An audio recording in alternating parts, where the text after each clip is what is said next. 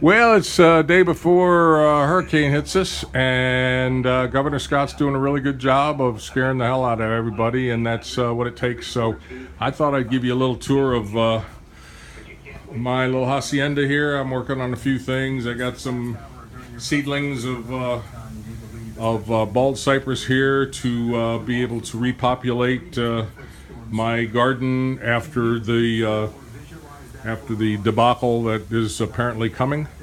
Out here, got a bunch of stuff.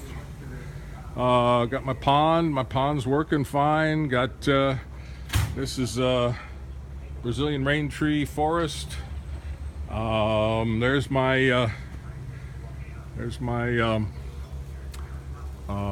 podocarpus that I killed a couple of years ago that I'm turning into a tanuki, and it's doing really well. In fact, it's starting to push out on the side, little side shoots here. It's going to be really cool. My money tree, I have cut it off the top to force out some more growth. I got the shady lady here that fell off and looks like it broke this one, so I gotta do some work on that. It needs to be cut back. And anyway, take a little tour of this because I want to show you. It's going to take a little while here. I got all kinds of stuff. I mean, look, things in pots. I got cuttings. I got plumerias that are blooming. Those are cuttings. Papyrus that I'm going to put in the pond. Oh, I'm air layering that guy. There's my really nice Green Island ficus, and growing all kinds of stuff. Oh, this is the purple bougainvillea that I walked up to the lady's house, knocked on the door, and asked her if I could buy it because it's so gorgeous. It's hard to see now because it's growing so well, but it's got really great trunk, and the trunk actually is in here. You can see the trunk comes down, goes over the rocks, and is down in the ground here. There it is. I mean, that's cool. So we're getting ready for the hurricane, and it's going to come, and we're going to get hit hard.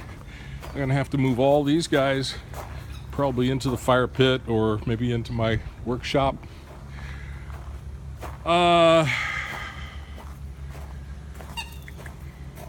I get to the point where I can't even remember the stuff that I've got. Oh, Henny and Penny are down here with their chicks. This is really cool.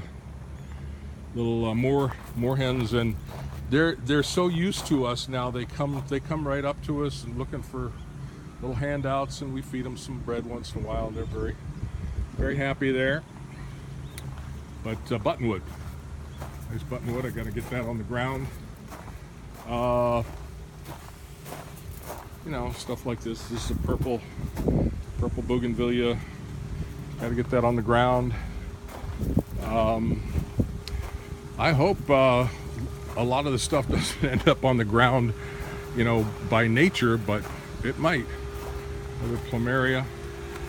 So let me show you what I've been working on, though, because this is an update video, not only of our preparation for the hurricane, but also it is update video on the Banyan Cuttings that I took for the last, I've got like 5 or 6 short clips of the Banyan Cuttings. This is where I keep a bunch of the junk that I picked up that it's overgrown and everything, but I got some stuff in here I'll be working on. A lot of fire ants. Whew. I'm too old to walk this fast and do all this stuff. People keep telling me that on my YouTube video or YouTube channel. They keep telling me, you're too old to be doing that.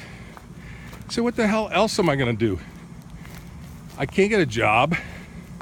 Nobody's going to hire me. Here's a bunch of sea grapes that I planted in this area. This is called a coastal hammock. But I'm almost here, and I want to show you what I've done with these cuttings from the banyan tree. There they are. They're the cuttings that I took off. Here's the, the really big, the large one. And there's the one that I refer to as the one with the udder. Got 4 tits hanging down there. And there's a little bit longer one, and so forth. There's 1, 2, 3, 4, 5, 6, I think 6 or 7. And I've got them sitting, laying on the side of the bank of this pond in preparation for the hurricane, because I really don't have time to be doing this video, but I thought it was for posterity, who knows. But if we survive, then I'll come back out here and I'll put these in the ground and grow them.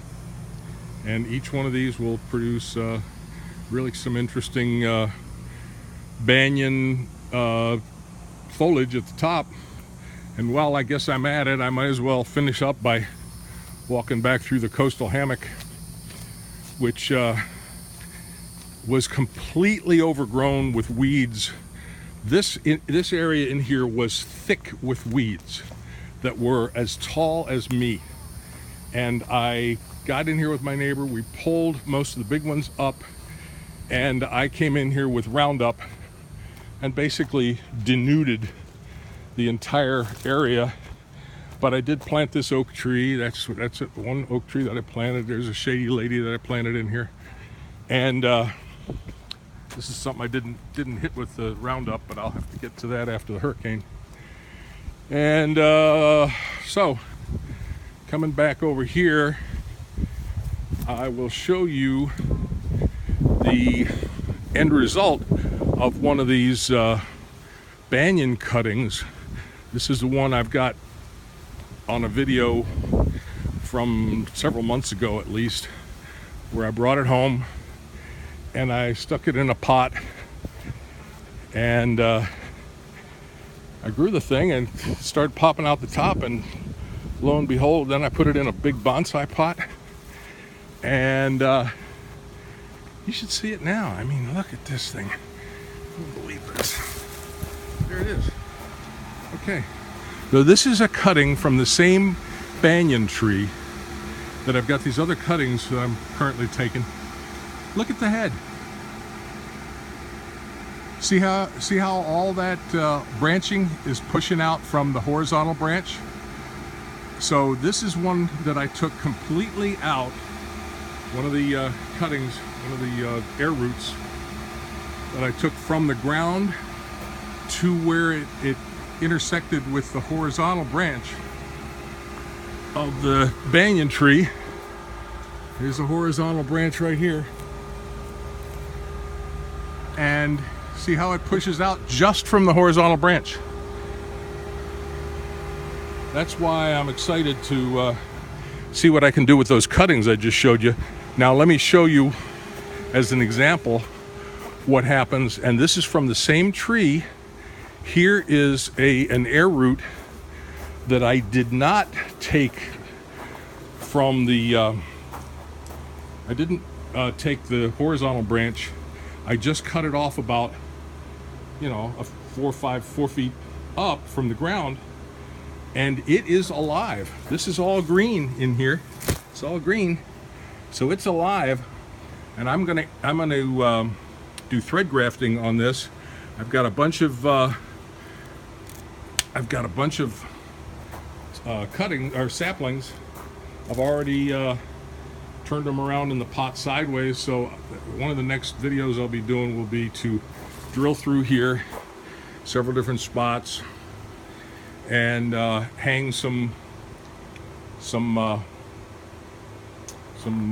threads, some ficus threads on there, and see what happens. So anyway, this has been going on a little too long. I got to go out and move some of this plant material to my workshop and get it so that when the hurricane comes, it doesn't, all this stuff doesn't turn into projectiles. So there you go, from some undisclosed location in Southwest Florida. God, this is a great tree here. This is a cycad. There's the trunk. This is the world's oldest plant. It's in all kinds of, it's fossilized all over the world. And this is all new growth, this year's growth. But these are all babies all around it that I'll be able to take out probably next year and start new ones. Isn't that a cool plant? So, wish me luck. Bye-bye.